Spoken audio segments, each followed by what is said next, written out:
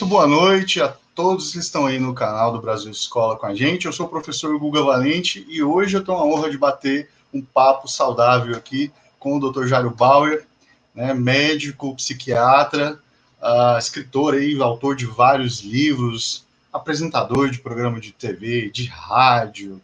Conheci alguns dias para trás, né, fazendo um trabalho sensacional de divulgação científica, aí, um trabalho extremamente importante. E que vem aí desempenhando um papel muito relevante nessa busca de levar o conhecimento de modo acessível para as pessoas. Então, se você der uma passadinha lá no site do Dr. Jairo, você vai ver que o texto é muito acessível, que a conversa é muito próxima e que o objetivo é te deixar informado, te deixar sabido sobre as coisas, né? Dr. Jairo, muito boa noite, muito obrigado por aceitar esse convite aqui para bater esse papo com a gente, para a gente poder repercutir um pouco o tema da redação de ontem do Enem e também o tema em si, os temas relacionados à saúde mental. Guga, boa noite. Aliás, bom final de tarde, boa noite, né? Para todos o pessoal que está acompanhando a gente pelo YouTube, muito obrigado pelo convite, né? A segunda parceria que a gente faz com o Brasil Escola, e estou muito feliz de estar aqui para discutir Enem, né? Que eu acho que é um momento muito importante na vida do jovem, para discutir saúde mental, né, que foi o foco da redação do Enem, e falando com o professor de redação, que era uma das matérias que eu mais gostava na escola, e vou te falar que eu acho que a redação que você sabe que eu fiz muito, na minha época eu não tinha muito Enem, né, Guga, era mais vestibular, mas foi a redação que me botou em muita faculdade nessa vida. Eu fiz medicina na Universidade de São Paulo, eu passei na FUVEST, naquele exame nas antigas, e a minha redação foi muito bem, e mais recentemente eu fiz biologia, morando já aqui em Santa Catarina, prestei vestibular de novo aqui na Federal de Santa Catarina, e também fiz uma redação boa, e acho que isso que me ajudou muito. E eu sempre gostei de escrever, né? Não é à toa que a gente faz esse trabalho em comunicação há muito tempo, e quem me despertou, né, o meu gostar de escrever foram as minhas professoras de literatura e de redação, português redação na escola, né? Então, a redação é um tema que eu adoro falar. Que coisa boa. Bom, conheçam os textos do Dr. Jairo, você vai entender por que ele gosta de redação, né? Escreve muito bem, tem um texto, como eu disse mais cedo, né? Um texto afiadinho, um texto acessível, um texto que é o papel, eu acho, da divulgação científica, né? É conseguir chegar à pessoa que não tem conhecimento específico. Muita gente tem medo da ciência, alguns negam a ciência, outros têm aí dificuldade de entender alguma coisa dentro da ciência, mas a divulgação científica, ela existe exatamente para tornar esse conhecimento mais acessível. E aí, quando a gente vê o encontro da divulgação científica com a série de TV, quando a gente vê isso, por exemplo, num programa de TV matinal, né? Quer dizer, a minha mãe é uma senhora semi-alfabetizada, mas a minha mãe sabe o que é ômega 3. Provavelmente ela sabe o que é ômega 3 porque ela estava assistindo um programa matinal em que a apresentadora falou sobre isso. E por mais que ela não tenha conhecimento específico do que é ômega 3, ela consegue entender em que alimento que tem isso, por que é importante, como é que isso pode afetar a saúde. Então, a divulgação científica ela é sensacional e é importantíssima para a nossa vida.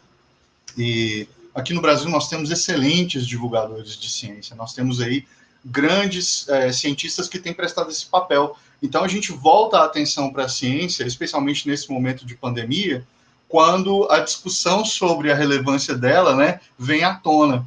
E é incrível, porque com tanto conhecimento científico que a gente tem hoje, com tanta produção de artigos científicos que a gente tem no Brasil e no mundo inteiro, a discussão sobre a validade da ciência vir à tona neste momento é chocante, assim, é acachapante. Parece que a quantidade de artigos que nós temos produzido, de material científico, tem sido retroativa em relação a essas pessoas, por exemplo, que têm negado ou que têm negligenciado a ciência. Mas a gente pode falar sobre isso depois. Eu queria repercutir com o senhor aí com você. Eu vou te chamar de você, tudo bem? Vamos quebrar essa parede aqui. Praticamente uma criança, Guga, tem que chamar de você. Verdade, olha. Eu sou mais novo que você, mas a aparência não diz isso. A aparência está dizendo o contrário. Mas como é que você vê aí a ciência mais presente no nosso dia a dia, né? Assim, antes da gente falar da prova propriamente dita, como é que você vê essa acessibilidade da ciência aí na televisão? Você que está desempenhando esse papel já há mais de 20 anos, aí, pelo menos desde que eu assisto, desde a MTV, né? Saudosa MTV. Então, eu queria que você comentasse um pouco sobre isso aí. Guga, eu acho que isso que você acabou de falar é super importante, né? A gente, infelizmente, né, assim, no Brasil aí nos últimos anos, a gente tem vivido um momento muito triste, né, em que a ciência, a saúde não são valorizadas, né? E é muito importante, né? A gente só consegue sair de uma situação como essa, de uma pandemia, porque assim, gente, biologia está aí, a evolução das espécies está aí, vírus surgem o tempo todo, né?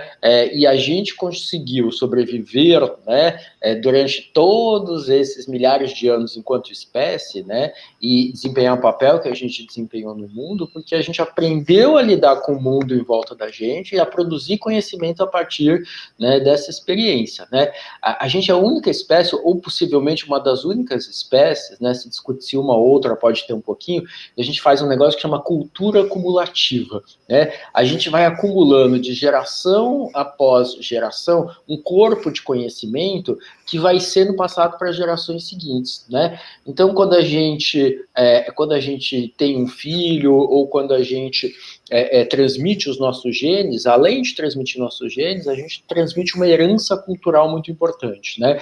E isso tem tudo a ver, né?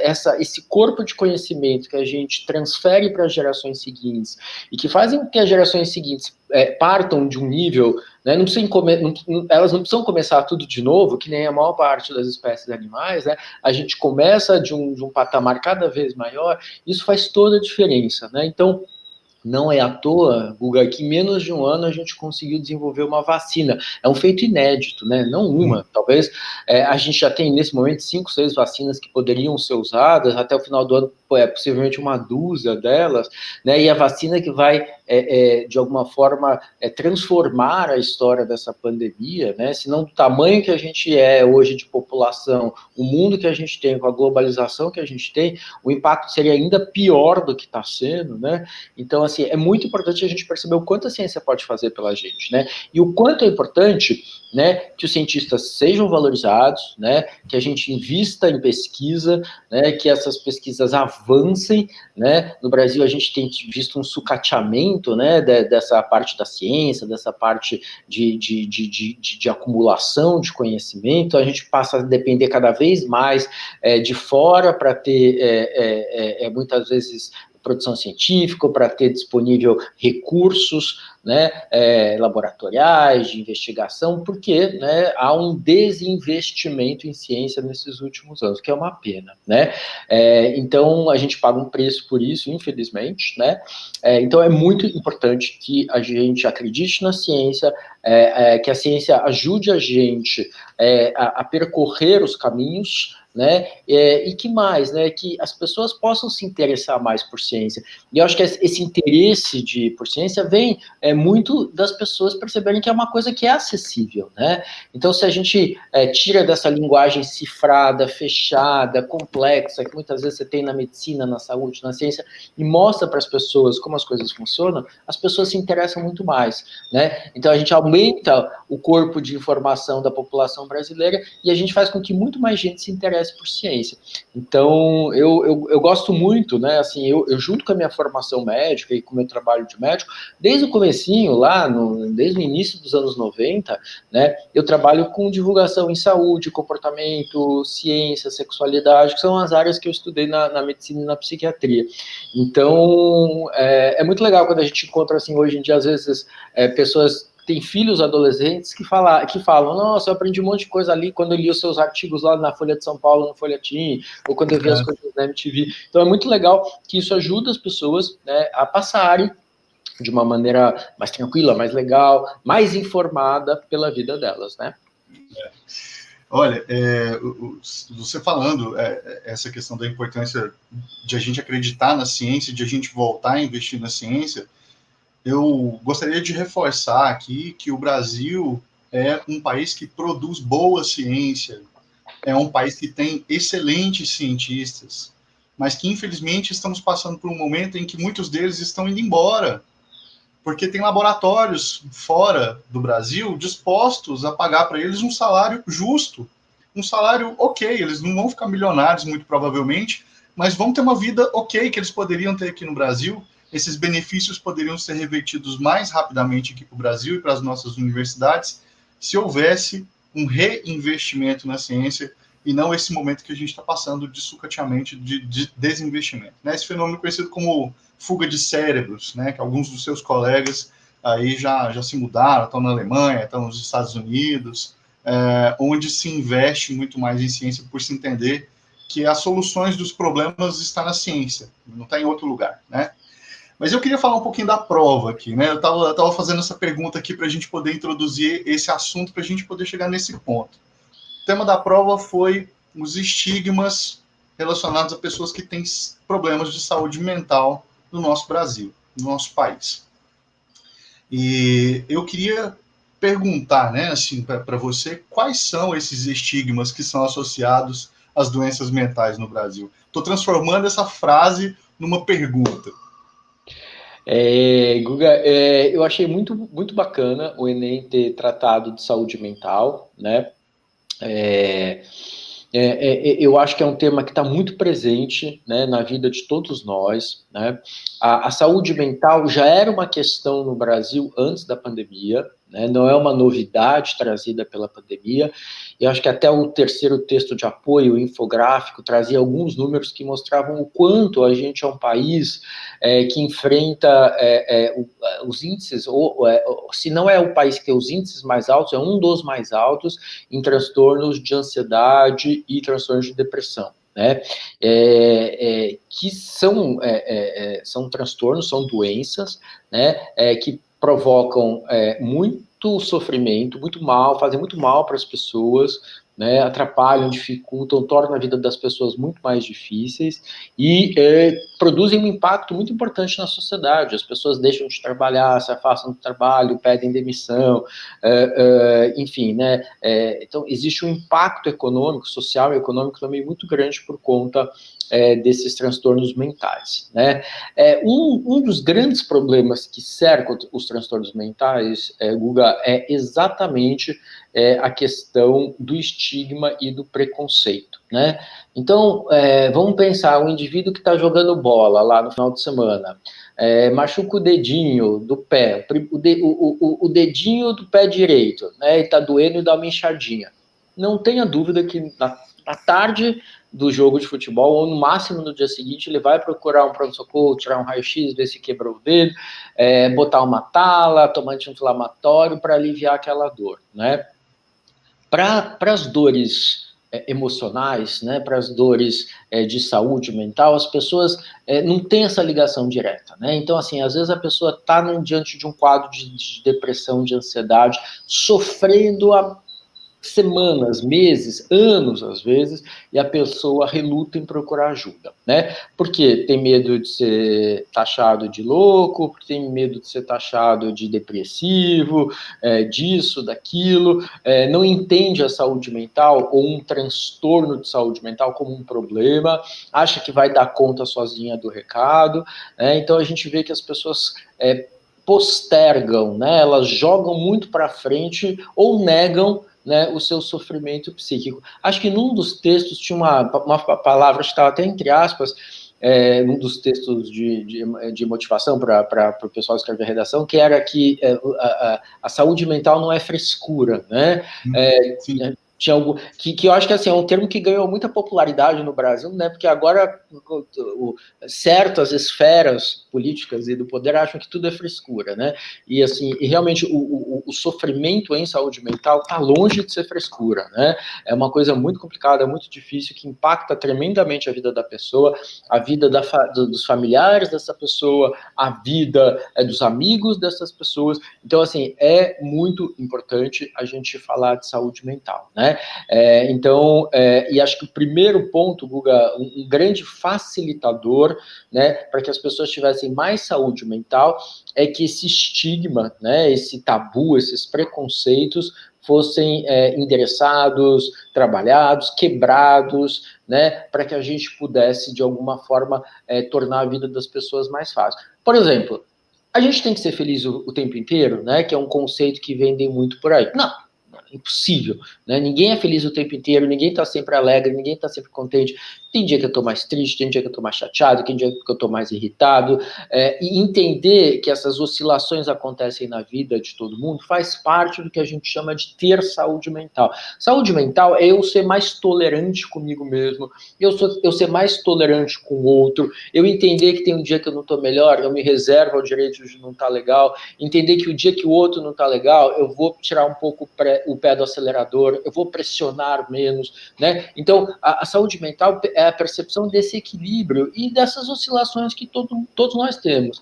E é importante a gente conhecer isso, porque se eu começo a ficar muito para baixo por muito tempo, ou se eu começo a perceber que determinado padrão de comportamento me faz mal, né? Ou se eu percebo que alguém que é muito meu amigo ou que faz parte da minha família está há semanas triste, chateado, angustiado, peraí, tem alguma coisa que não está legal, então saiu, né, desse meu ponto de equilíbrio, dessas oscilações normais, e de repente está indo para um lado ou para o outro, que foge dessa curva do que seria esperado.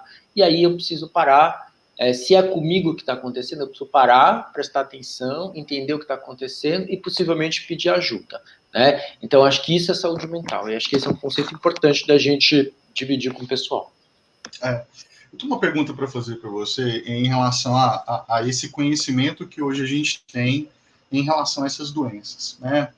O texto lá, o texto motivador, trazia exatamente essa informação sobre a quantidade de pessoas dividida por sexo e tal, quem mais tem depressão, etc e tal. Nós estamos mais deprimidos, mais ansiosos, com mais toque, mais paranoicos, ou nós estamos mais sabidos em relação a isso? Nós temos mais conhecimento hoje e mais condições de diagnosticar essas condições, ou de fato a nossa sociedade, essa vida em rede que a gente leva hoje, essa pressão social, né, pelo consumo, eu quero saber se isso tudo faz com que a gente realmente esteja mais doente da cabeça. Guga, a tua pergunta é bem boa, e eu acho que as duas coisas estão acontecendo. Eu acho que são dois fenômenos paralelos. A gente está mais atento para fazer diagnóstico, as pessoas começam a perceber um pouco mais quando elas têm uma dificuldade e conseguem buscar ajuda, né?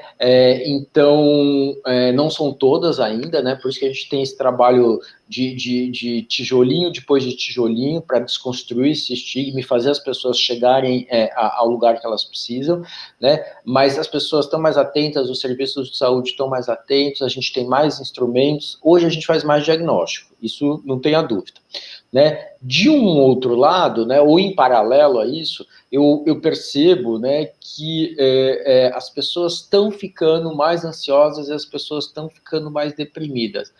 Esse é um fenômeno que já vinha acontecendo antes da pandemia e que aumentou na pandemia, né? E para esse pessoal que a gente está conversando, né, os jovens, principalmente as crianças e os adolescentes, né, a gente imaginou que ia ser a faixa da população que ia tirar mais de boa, né, essa questão do isolamento, e não foi, né? As pessoas mais velhas que a gente achou que iam sofrer mais, né, na verdade elas aprenderam ao longo da vida a lidar talvez mais com esse isolamento, com esse distanciamento. Os mais jovens sofreram muito, né? O não estar na escola, o não estar em contato presencial com os amigos, com os vizinhos, de não poder jogar bola, de não poder ir no parque, de não poder bater papo ao vivo em cores, de não ter aquele momentinho de socialização que tinham na escola, tudo isso impactou muito, né, a vida das pessoas, né, e aí a gente fica pensando, nossa, mas essa geração faz tudo pelas redes sociais, será que não era esperado que ficasse mais tranquilo, já que eles estão acostumados a usar redes sociais, aulas online, tudo online? Não é bem assim, né, então a gente percebe que esse momento da pandemia piorou, né, a saúde mental das pessoas. As pessoas ficaram com mais medo, as pessoas ficaram mais inseguras, as pessoas ficaram mais isoladas, as pessoas ficaram mais distantes dos amigos, as rotinas, o dia a dia. O que eu costumo dizer é assim, a gente não tem mudança de cenário, né? É tão importante se mudar de cenário, né? Nem que seja assim, sair da sua casa, ir a pé 2 quadras para a escola e depois voltar 2 quadras para sua casa. A gente não tem mais essa mudança. Então, isso tudo pesou, né? E se as famílias não conseguiram, ou as pessoas não conseguiram lidar com essas mudanças, muitas vezes elas começaram sim a ficar mais ansiosas, mais deprimidas, e se isso não foi devidamente tratado, olhado, endereçado, percebido, isso pode até caminhar para um quadro de um transtorno mesmo, de depressão, ou de um transtorno de ansiedade, como toque, síndrome do pânico, ansiedade generalizada e por aí vai, né? Então, isso é uma coisa importante. Agora, se você me perguntar, isso é novidade? Não é novidade na pandemia, isso já vinha acontecendo, e a gente, principalmente para as populações mais jovens, Guga, a gente costuma dizer que esse universo das redes sociais, ele foi um complicador para a saúde mental dos mais jovens, né? Então, esse universo idealizado, eu costumo dizer que ali não é a vida real da gente, né? É a vida que a gente edita, né? Então, os filtros que você usa para tudo, imagem, escolha de momento, essa história que às vezes parece que tudo é meio uma gamificação da vida, muito mais do que a vida mesmo, essa exposição exagerada, enfim, tem uma série de fenômenos que a gente pode, as rejeições seriadas que a gente fala também, né? Eu posso entrar no aplicativo de namoro e posso encontrar a minha namorada, meu namorado em 15 minutos, sim, mas eu posso levar também 100 nãos em um dia, então, essa que é o mais comum. Então, as rejeições seriadas também fazem mal para a autoestima da gente, fazem mal para a autoestima do jovem, no momento que ele está se desenhando, né, que ele está se entendendo para a vida que ele tem pela frente. Então, sim, os dois fenômenos acontecem e eu acho que as redes sociais têm um peso importante nisso, que também estava num dos textos motivadores, acho que o final do primeiro texto falava um pouco dessa correlação. Isso, se a gente pensar nas relações, né, a gente vai ver que as redes sociais contribuem muito nesse sentido de tudo que você relatou aí. Mas a gente precisa acrescentar um outro tópico aqui que é importante, que é essa algoritmização da vida também. O nosso comportamento sendo moldado por esses algoritmos, né, e que não é só a relação que a gente tem com o outro, mas a relação que a gente tem com a informação, a relação que a gente tem, por exemplo, com o tipo de pensamento que a gente tem a respeito das coisas, as nossas teorias da conspiração, quer dizer, os algoritmos têm fomentado muito isso também e, de certa forma, direta ou indiretamente, isso afeta também na nossa saúde mental, né? Isso também vai mudar o jeito de a gente lidar com o mundo, porque, afinal de contas, antes das redes sociais, nós somos dessa geração pré-rede social, pré-internet, né? Então, a gente sabe como é que as relações eram. Assim, tem hora que eu me lembro assim, que na minha adolescência a gente ia até a casa das pessoas sem ligar, né? A gente chegava lá na casa das pessoas do vizinho e ia para a praça conversar, porque, enfim, não tinha rede social, não tinha mensageiro, não tinha nenhum programa nesse sentido. Era a vida real ali acontecendo, né? As máscaras eram outras naquele contexto ali. Mas sem muito saudosismo aqui, é mais para a gente poder provocar isso mesmo, assim, para a gente pensar que existem essas condições nessa vida de rede social que levam a gente a sofrer mais com essas doenças também. Agora, eu queria que você comentasse um pouco a relação que essas doenças estabelecem entre si, porque de vez em quando a gente lê por aí que a depressão é o mal do século, né? Aquela coisa de sempre eleger uma doença como sendo o mal do século e tal. Aí outros já dizem que é a ansiedade, outros já dizem que é o estresse, né? Eu já li textos diversos sempre falando isso. Sendo que me parece, e eu estou falando como leigo, me parece que rola uma ciranda, na verdade. Que essas doenças, elas acabam influenciando umas às outras e acaba que, às vezes, o resultado de uma o surgimento de uma anterior. Queria que o senhor comentasse um pouco sobre essas doenças em especial que estão mais em voga, que a gente tem falado mais sobre elas. Então, vamos lá, síndrome do pânico, a depressão e a ansiedade. Legal. Já chego lá, Guga, mas antes eu queria só fazer um comentário sobre essa história que você falou dos algoritmos, né, e como eles definem a vida da gente hoje. É, é curioso mesmo, né, que se a gente for pensar nas gerações anteriores, na minha, na tua, né, como a gente se informava, né, pelos jornais, pela televisão, pelo rádio, né? Então, em teoria, a gente tinha uma apuração acurada dos fatos. Se você não, né, se você confiasse nos veículos, né, mais amplos, nos veículos que trabalhassem a informação de uma maneira mais curada, né? Curada nesse sentido de você passar por um processo de cuidado, né, ao produzir essa informação, e aí você fazer uma reflexão crítica em cima, né, desse dado de realidade, que não era uma interpretação, você não se baseava numa interpretação pessoal ou na interpretação de um grupo, você se baseava na informação pesquisada, né? Então, a gente formava muito o corpo de conhecimento da gente dessa forma. Hoje, com esse processo dos algoritmos, né, a gente tende a ler só aquilo que é parecido, ou ver só aquilo que é parecido com aquilo que a gente gosta, com o que a gente entende, com o que a gente está acostumado. Então a gente vai. Por um lado, você tem um mérito, né, que qualquer um pode produzir informação, você tem uma democratização da produção da informação. Por outro lado, você tem um risco, né, que esse risco é de um fenômeno que eu costumo chamar de embolhamento, né? Então a gente vai vivendo em bolinhas, né? Então, se eu e o Google a gente pensa parecido, de alguma forma o algoritmo vai aproximar a gente e outras pessoas, e a gente vai ter a sensação que a gente vive nessa bolha que todo mundo pensa igual, né? Então, a gente às vezes tem dificuldade de olhar para as bolhas de fora ou para quem pensa diferente, né? E acho que esse é um dos fenômenos que ajuda a gente a entender essa polarização absurda que a gente vive no mundo e principalmente no Brasil hoje, né? Parte dessa polarização, acho que tem a ver com esse embolhamento aí que eu estou falando. E aí, eu queria só contar uma coisa curiosa, Guga.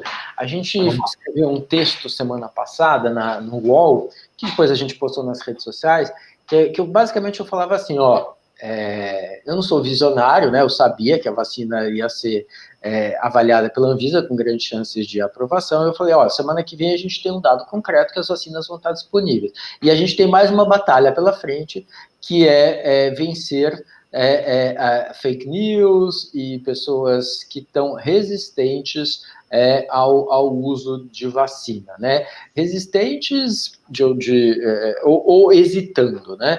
E eu fui dar uma pesquisada, né? Porque para produzir um texto eu acho importante você sempre pesquisar, né? Ninguém sabe tudo, né? Aí eu fui dar uma pesquisada e aí eu cheguei num trabalho feito na Austrália no final do ano passado, que mostrava que lá também havia uma resistência grande, né? E não é só na Austrália, não é só no Brasil. Vários países você tem alguns segmentos da população que estão muito resistentes às vacinas, né? E isso tem a ver com muito que a gente falou aqui hoje, né? Essa questão de você não acreditar na ciência, de você negar a ciência, de você não enxergar os avanços que são feitos, né? E aí começa a rolar um monte de bobagem. Quem tomar vacina vai ficar com rabo de jacaré, homem vai ficar com voz fina, mulher vai ficar, nem lembro que as mulheres vão ficar com barba. Mas é importante. Guga, já sei. Você tomou vacina, Guga. Só um parêntese aqui, é importante a gente diferenciar que a vacina que vira jacaré é a Coronavac. A vacina que tem o chip é outra. Então não vamos misturar as coisas aí, porque cada vacina tem seu problema aí. Não, e aí, assim, esses boatos vão circulando, e assim, há uma resistência, a gente já percebe um movimento anti-vacina que vem acontecendo no Brasil em vários segmentos, no Brasil e em vários segmentos do mundo, né? Então as pessoas, por conta de, assim, isso é uma coisa muito maluca da gente pensar, por conta de um trabalho que foi completamente inadequado, falando que determinadas vacinas poderiam ter relação com autismo, que não tinha nenhuma comprovação científica. Esse trabalho foi esmiuçado, o médico que fez isso, o pesquisador que fez isso, foi expulso do seu registro, teve seu registro profissional cassado, porque ele agiu de má fé, né? Só que isso provoca um fenômeno que a gente chama de esterese, até discutir um pouco isso no assunto, que é um termo da física e da química para explicar basicamente o seguinte: quando você pega um sistema, você desencadeia uma deformação no sistema, mesmo que o estímulo não esteja mais lá, esse sistema ele tende a permanecer em deformação por um determinado tempo, né, até conseguir voltar às suas propriedades originais. Então, assim, você cria um fato, você cria uma fake news, você cria um factoide, uma mentira, uma inverdade, você produz uma alteração, as pessoas não querem tomar vacina, e para você mudar isso, Guga, não tem campanha, não tem é muito difícil você mudar a mentalidade das pessoas, né?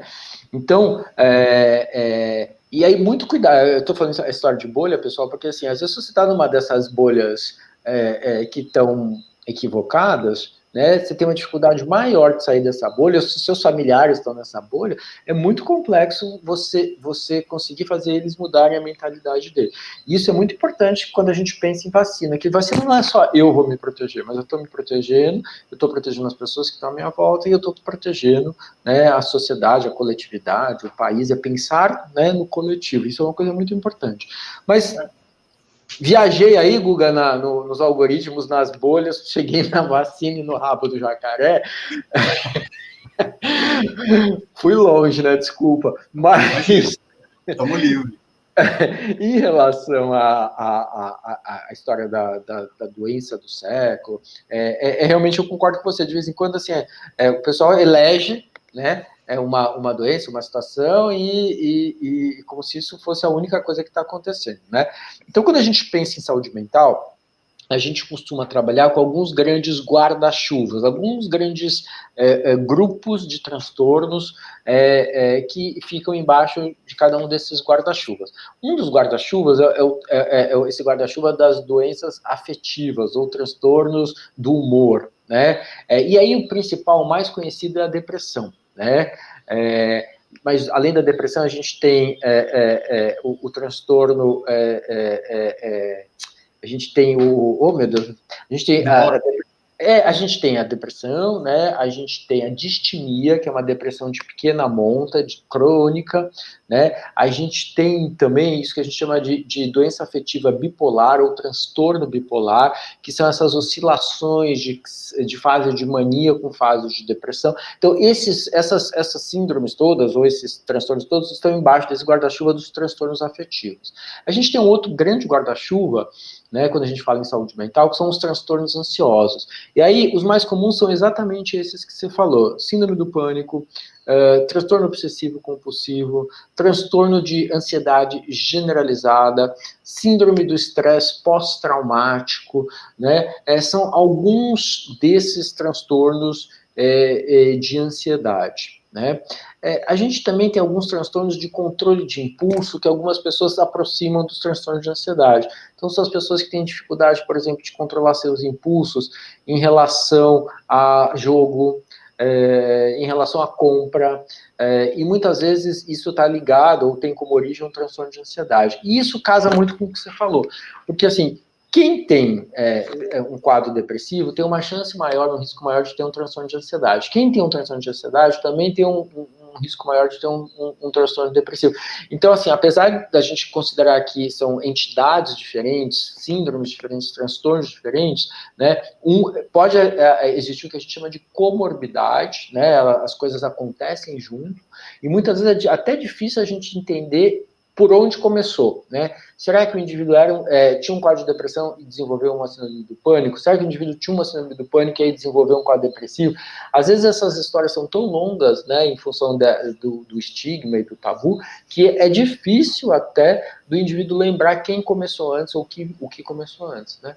Aí tem um outro grande guarda-chuva que é o guarda-chuva dos quadros de abusos e dependências de substâncias, né, que são um transtorno de saúde mental também muito importante, álcool, drogas, dependências, né, isso é um outro grande guarda-chuva, que também está associado com tudo isso que a gente está falando, né, o indivíduo que é deprimido ou que está deprimido tem um risco maior de ter um abuso de substância, o indivíduo que abusa de substância pode ter um quadro de depressão, um quadro de ansiedade, então, as coisas se conversam, né, Guga? E a gente tem os quadros psicóticos, que também pode estar associado, em parte, com todos esses outros grandes guarda-chuvas que a gente fala. São caixinhas, né? E a gente sabe que, assim, na verdade, assim, é muito difícil você tentar classificar tudo em caixinhas, né? Porque as pessoas são únicas e muitas delas têm sintomas de várias dessas questões ao mesmo tempo, né? Eu inteirei agora em dezembro 1 ano de análise. Comecei a fazer análise em 2019 e para mim foi um salto qualitativo assim gigantesco, porque a gente falar sobre nós abertamente como profissional é de extrema importância, né, para a nossa saúde mental. Eu acredito que isso deveria ser mais difundido nas escolas, deveria ser mais difundido na nossa sociedade, porque tem muita gente que está sofrendo por conta desses estigmas dos quais a gente está falando, né? Sofrendo por conta de preconceito, quer dizer, sofrer por conta de preconceito é quase burrice. A gente só não pode dizer que é burrice, porque afinal de contas a ignorância nem sempre está junto com a burrice. Agora, o fato é que eu conversando com a minha analista, e no começo do ano passado, né, por volta de março, mais ou menos, ela praticamente ficou sem paciente.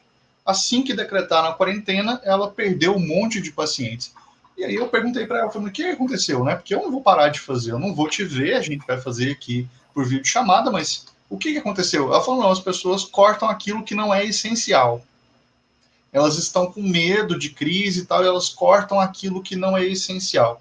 Eu fico pensando, bom, se cuidar da cabeça, que é o responsável por organizar a nossa vida, por dar jeito nas coisas no momento que está difícil. Se cuidar da cabeça não é essencial, o que é essencial? E aí o que a gente observou, né? Eu não parei de fazer análise em nenhum momento, mas o que a gente observou foi que 3, 4 meses depois, ela já não tinha mais horário para a quantidade de pacientes que apareceram.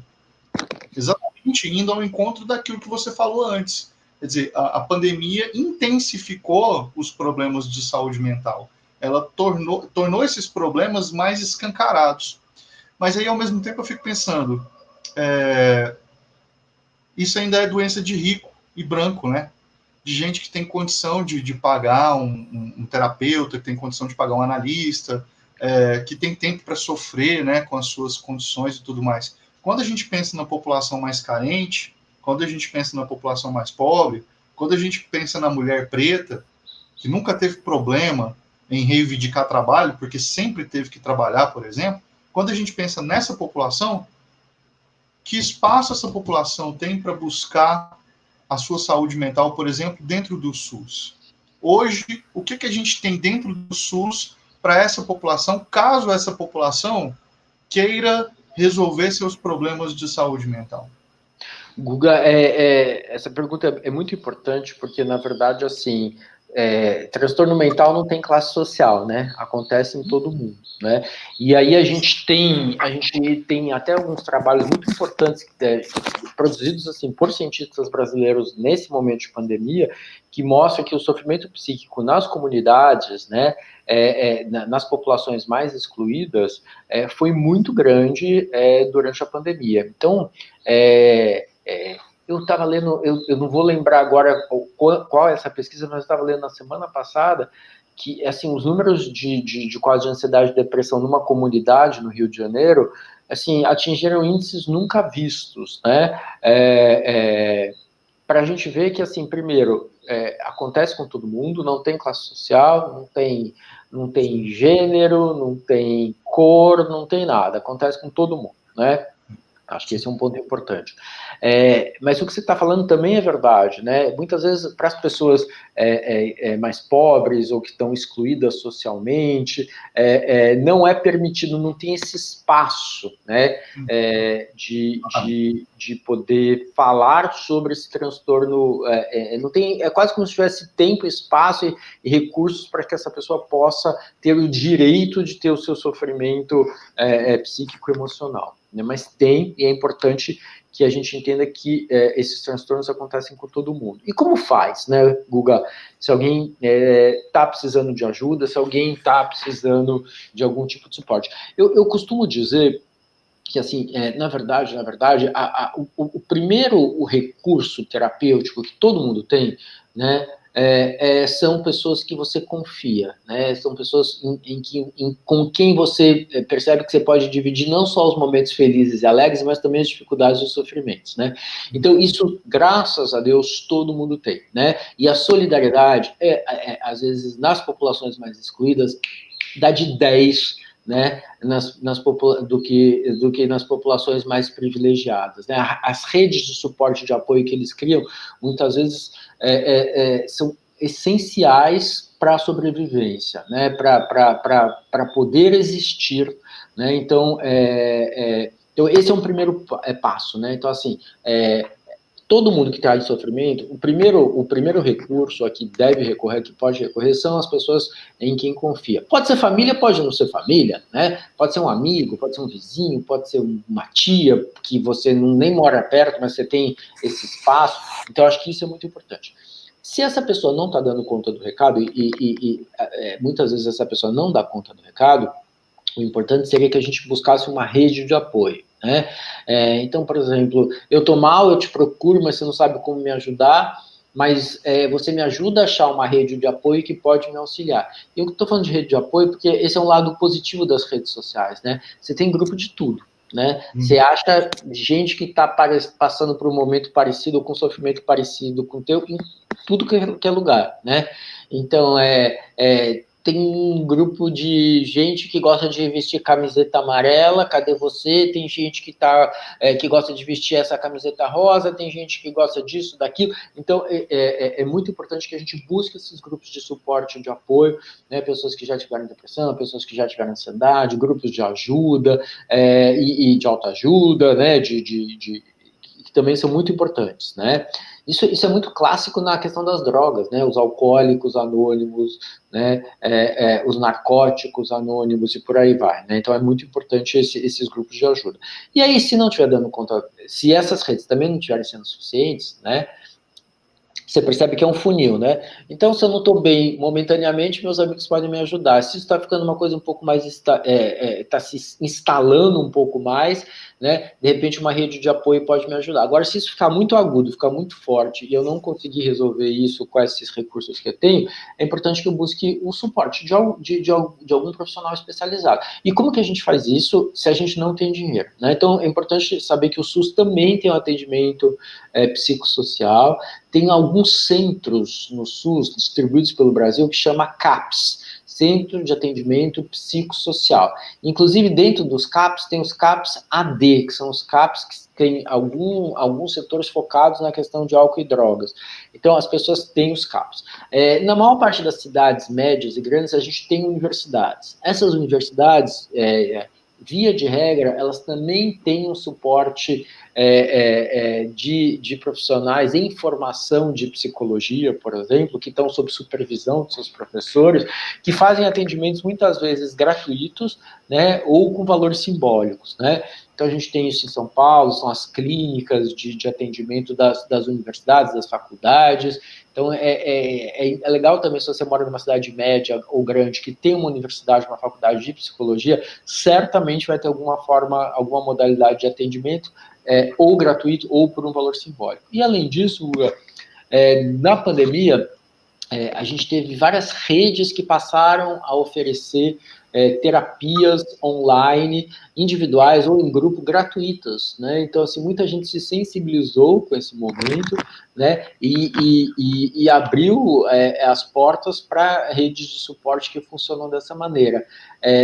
Quem quiser, é só dar uma pesquisadinha na internet, terapia online gratuita, pandemia. Então, a gente teve uma série de grupos, né, ligados, né, a faculdades, ou ligados a entidades, ou ligados a redes de apoio, que também tem esse tipo de suporte. E, Guga, a gente tem no Brasil um serviço muito legal, que é o CVV, né, o Centro de Valorização da Vida, que funciona 24 horas, telefone, internet, chat, tal, que tem profissionais que são habilitados para lidar com alguém em sofrimento emocional, né? Então, as pessoas têm essa visão equivocada que o CVV é só para suicídio, só para prevenção do suicídio. Não, também é, né? Mas todo esse suporte emocional também é muito importante, também é dado pelo CVV. Eu só quero deixar claro aqui para a nossa audiência, para o nosso público, que eu estava ironizando em relação a ser doença de branco, doença de rico, né? É claro que a gente sabe que é um tipo de doença que atinge a todas as populações. Eu queria mais mesmo fazer essa provocação, porque eu sinto falta, e ainda foi bom você ter colocado isso para a gente, ter citado o CAPS, né? Que ainda que não seja um serviço amplamente conhecido, divulgado e tudo mais, ele existe dentro do SUS, e é importante a gente frisar que esse tipo de serviço tem que ser mais frequente, até para que essas populações possam ter mais acesso a eles, né, mais facilmente também. Então foi muito legal ter divulgado isso daí, porque vai tornar certamente, né, mais acessível para algumas pessoas que não conheciam esses serviços aí. Eu queria dizer para vocês que estão ouvindo a gente aí que vocês podem fazer perguntas, tá, para a gente. A gente está aqui nesse bate-papo aqui falando sem parar, mas vocês também podem participar e podem mandar perguntas que o Lucas repassa essas perguntas para a gente aqui. O Lucas que está aqui ajudando a gente na produção hoje do Brasil Escola, né? Deu essa oportunidade maravilhosa para a gente poder bater esse papo. Eu queria comentar uma outra coisa aí, trazendo um pouco da redação também, né, para comentar um pouco da coisa do texto que é produzido ali naquele momento fatídico, aquele momento de super tensão, de ansiedade, né, que é o momento de fazer uma prova como a do Enem, uma prova tão importante, né, especialmente essa que o pessoal esperou mais do que o normal, já que a prova de 2020 aconteceu agora, né, aconteceu em 2021. E eu queria chamar a atenção ao fato de que o Enem trabalhou muito poucas vezes questões relacionadas à saúde, né? Foram pouquíssimos os temas ligados à questão da saúde. Só que em 2017 nós tivemos um tema relacionado aos surdos, né? Quer dizer, então uma questão de deficiência sendo trazida para a discussão.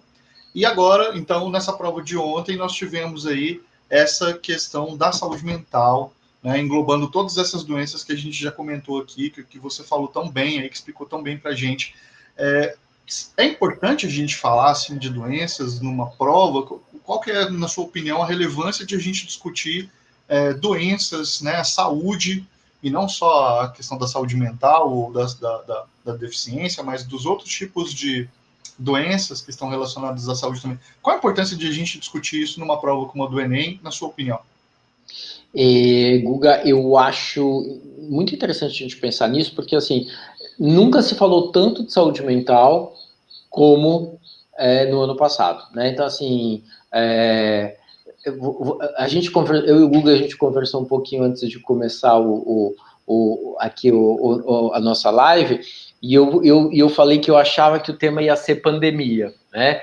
Aí o Guga falou para mim que não, que nunca é uma coisa tão factual, que está tão ali quente no momento, né? Mas de repente é alguma coisa que esse momento abre oportunidade para uma discussão, né? E a gente até comentou, né, que acho que dava para escrever a redação saindo talvez por esse viés da pandemia também, o quanto a pandemia piorou a saúde mental das pessoas, tal, né? Para quem estava muito focado em pandemia, podia até sair por aí, né? Mas eu acho que a saúde mental nunca teve tanta evidência como no ano passado, Guga, e eu acho que tem uma coisa interessante da gente olhar, que eu acho que a provocação da redação é bastante interessante, porque ela começa com um conceito de saúde, não de doença, né, mostrando o que é saúde mental naquele primeiro texto, né, em oposição ao adoecimento mental, né? Então o foco em saúde, né?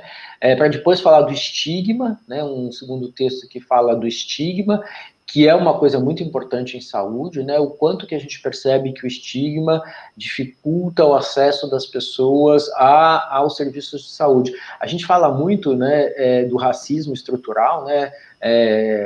Que existe aqui no Brasil, a gente fala muito da homofobia, ou da transfobia, né? Então todos esses preconceitos, todo o estigma, todo o tabu, torna mais difícil para a pessoa que é vítima desse preconceito o acesso à saúde, né? Então, se a pessoa espera encontrar um serviço de saúde em que vai reproduzir um padrão racista, homofóbico, transfóbico, né, a pessoa acaba se afastando, não contando tudo que podia contar, não vendo a saúde como um direito dela, né, e saúde é um direito de todo mundo, né? Sem saúde a gente não vive, né, e saúde é essencial na vida da gente. Então esse foco em saúde é muito importante, né, e cada vez mais a gente fala isso, né, as pessoas, no mundo ideal, as pessoas vão viver mais, as pessoas vão ter uma longevidade maior, e é muito importante que a gente invista em saúde para poder chegar bem lá na frente,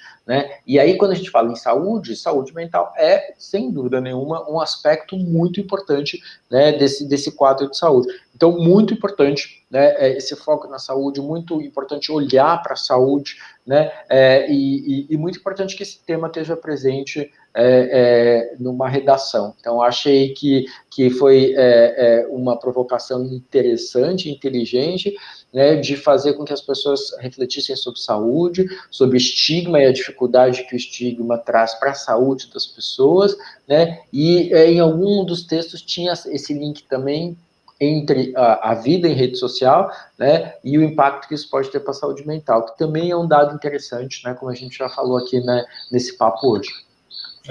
Eu acho que, na verdade, assim, é um tema muito produtivo, né, porque a gente tinha vários galhos ali por onde a gente podia seguir para poder fazer essa abordagem em relação aos estigmas, né?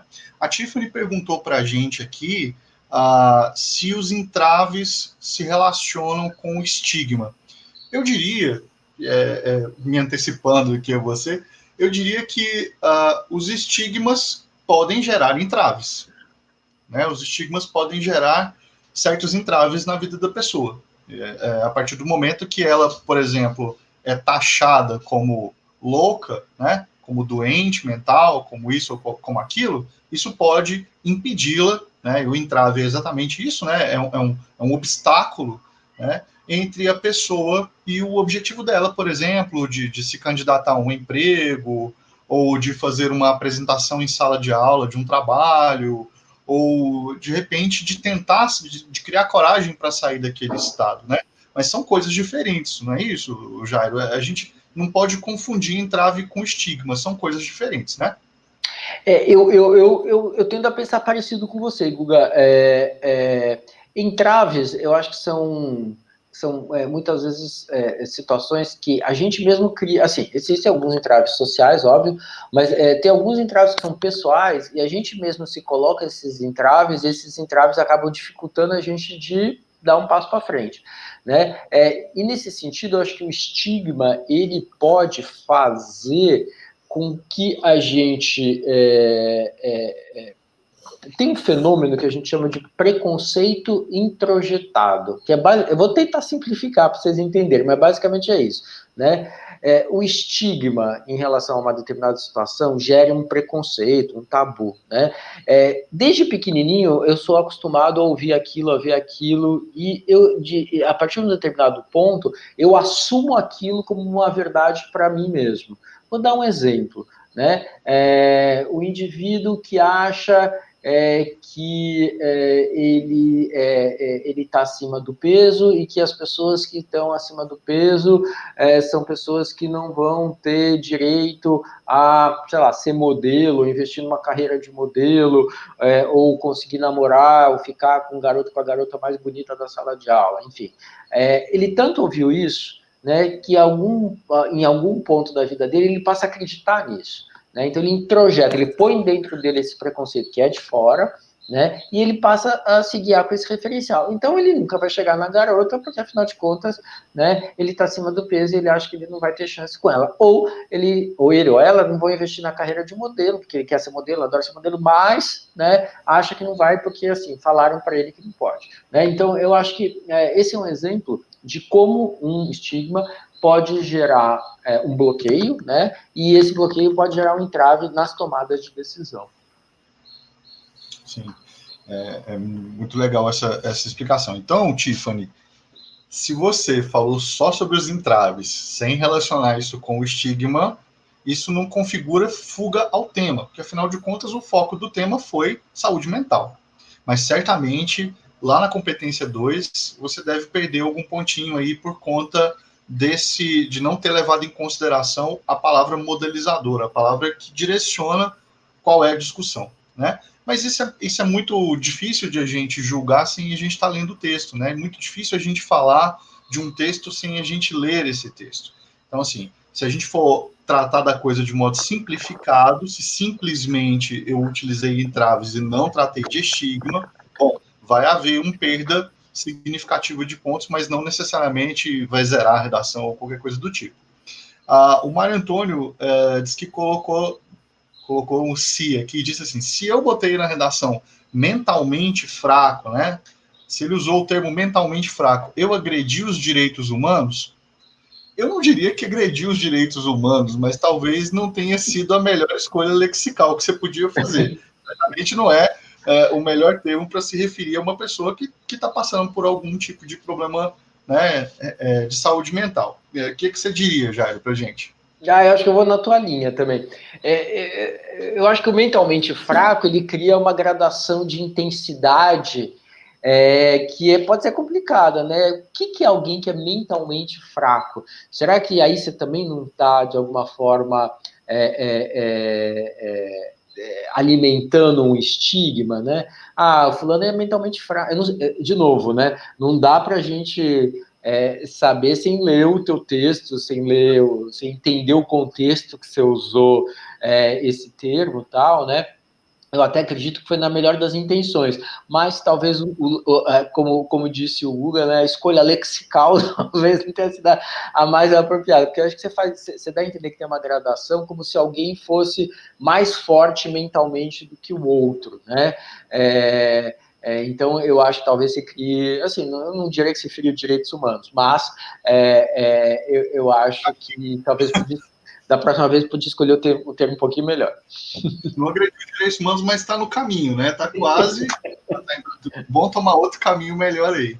Eu queria que você falasse um pouco com a gente sobre um termo que é relativamente recente, ou pelo menos para mim é um termo relativamente recente, e acho muito importante a gente falar sobre ele porque ele tem tudo a ver com os estigmas causados aí, né, que estão relacionados à saúde mental, que é o termo capacitismo.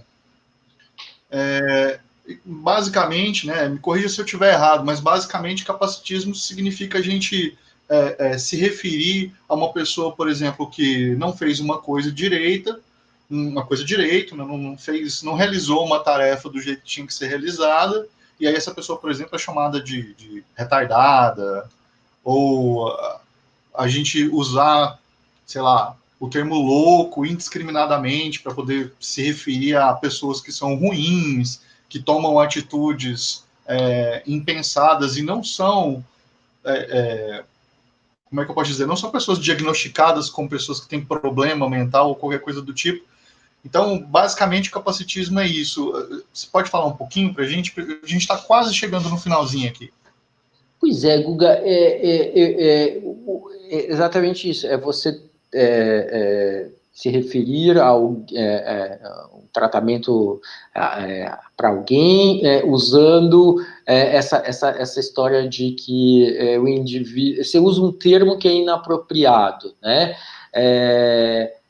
E aí você acaba, de alguma forma, alimentando um padrão idealizado de corpo, ou idealizado de performance, ou idealizado de saúde mental, né? Então, eu acho que são termos que não é legal a gente usar, né? O cara não consegue fazer isso, pô, o cara é um retardado, né? Então, é quase como se você tivesse... de alguma forma, retroalimentando um preconceito, um estigma com a pessoa que que talvez tenha, né, não aquela que você está se referindo, mas alguém que tenha uma deficiência mental, por exemplo, né, ou que tenha um padrão corporal que não é exatamente o padrão corporal que a sociedade elegeu como padrão ideal de beleza, ou mesmo de comportamento, né? Então, é isso, né? Você, de alguma forma, investir em termos, né, que podem estar, de alguma forma, ofendendo, prejudicando, ou fomentando esse preconceito, né, social que depois pode ser introjetado. Ah, o indivíduo não fez isso, é um retardado mesmo, ou não sei o que lá, isso daí é frescura, é bichice, sabe esse tipo de termo que eu acho que assim você acaba de alguma forma fazendo com que o preconceito, o estigma seja de alguma forma retroalimentado. Acho que vai muito nessa direção. Eu acho que é importante, assim, né, como um recado final aqui para todo mundo que assistiu a gente, pensar sobre as palavras é importante, porque, afinal de contas, dizer é fazer. Então, a partir do momento que a gente tem consciência de que as palavras, elas afetam o meio, elas afetam as pessoas, elas afetam a maneira como as pessoas se veem, se entendem e tudo mais, a partir do momento que a gente tem consciência disso, a gente pode começar, sim, a repensar a linguagem. Afinal de contas, fomos nós que inventamos a linguagem, então a gente pode reinventá-la, que é, a propósito, o que a gente faz a todo instante. Quando a gente traz uma discussão, por exemplo, sobre não usar mais o termo fazer nas coxas, usar a expressão mais serviço de preto. Por que a gente não vai usar mais essas expressões? Porque a gente tem consciência da história que existe por trás de um termo como esse e como é que isso afeta uma parcela muito significativa da nossa sociedade. E deve afetar também essa parcela que não faz parte desse grupo. Isso, quando a gente estende isso, né, para a questão do capacitismo, dessa visão sobre esses termos, eu acho que é um serviço social que a gente faz. Assim, é importante a gente repensar os termos que a gente usa. E veja, eu não estou aqui de modo algum defendendo que a gente tem que ser moralista ou que a gente deva, agora tem que tomar cuidado com tudo que fala. Eu acho que a questão é que a gente tem que viver, a gente tem que pensar numa sociedade que seja uma sociedade boa para todo mundo, minimamente boa para todo mundo. E para isso a gente tem que respeitar as pessoas, a gente tem que respeitar o que essas pessoas são, a historicidade delas, e a gente precisa respeitar a nossa língua também, porque afinal de contas a gente não vai ficar aí lambendo feridas do passado, né, que a gente já superou historicamente, ou que a gente já deveria ter superado historicamente.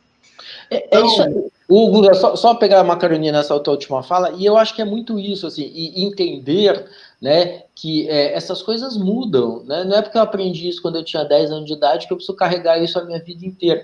Da mesma forma que as relações sociais, as construções sociais, a gente vai reparando erros, né, que historicamente a gente cometeu, a linguagem tem que correr atrás disso, né? A lei, eu acho que é muito interessante a gente pensar, né? A lei, né, ela existe por causa dos homens. Se os homens e as relações mudam, as leis, de alguma forma, se adaptam a essas mudanças. Eu acho que a linguagem também vai muito nessa linha, né, Guga? Assim, a gente criou essa forma de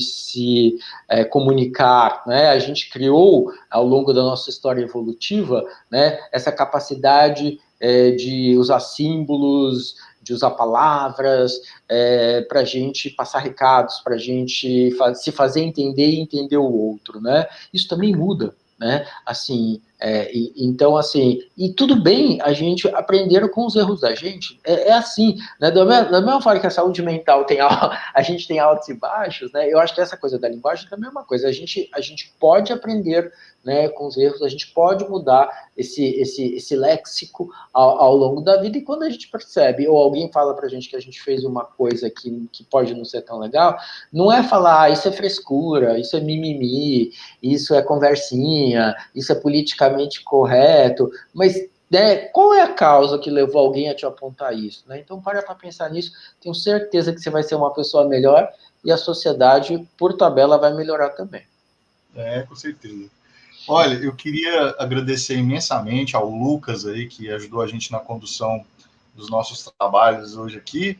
Gostaria de agradecer demais a equipe do Brasil Escola, que proporcionou essa conversa aqui entre mim e o Dr. Jairo Bauer, né? Uma pessoa de quem eu sou fã há muitos anos, desde que nós éramos jovens, né, Dr. Bauer? Não faz muito tempo não, tá, gente? É pouco tempo isso aí, tudo bem?